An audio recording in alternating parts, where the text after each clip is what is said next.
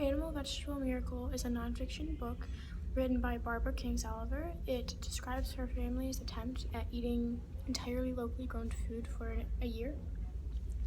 And this is really interesting because they even switched the foods that they were eating to correspond with what's in season.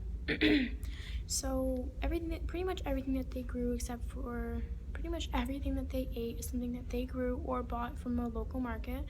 The local market was either in their county or close by, and if they didn't grow it themselves, like I said, they got it from a market. And except for coffee and olive oil, they moved from the Appalachians actually to Arizona for better land. They wanted flatter land that was easier to grow food on, so they moved for agricultural purposes.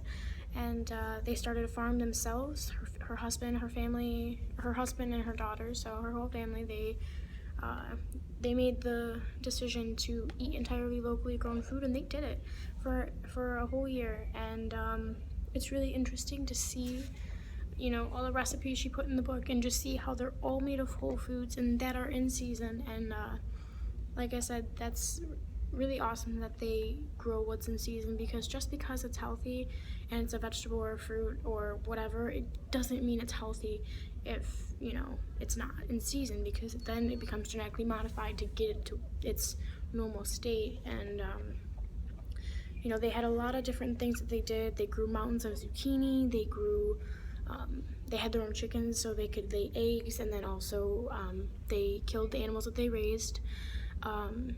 And even being a vegetarian, I support that, because it's not processed, it's not genetically modified in any way. It's stuff that they raise. They know what they put into that chicken.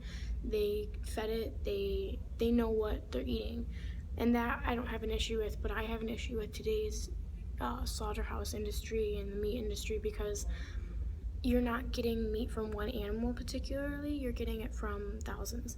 And I really do support that way of eating.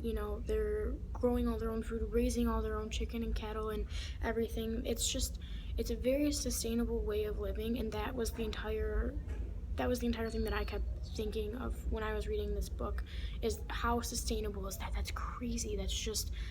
It's really, really inspiring, and it was a really good read, and I would recommend it to somebody. And as of right now, I'm gonna go interview some people and see what their thoughts are about buying from local markets and eating food that you grow yourself.